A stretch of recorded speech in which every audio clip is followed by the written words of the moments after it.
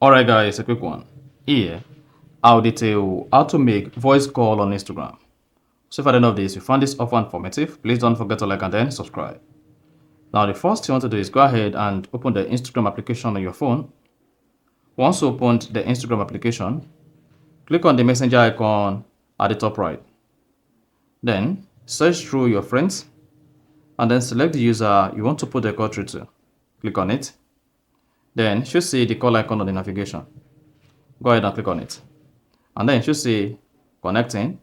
Once the call connected, this particular person will be able to pick up the call and join the conversation. You see that? And if you want to end the call, all you need to do is call me here, click on this red button to end the call. You can also mute and unmute the call. You see that? Then if you want to use mic, turn on mic or turn off mic. You can also switch voice call to video call on Instagram. Click on this to turn to video call. And then you're good. So that is basically how to make voice call on Instagram.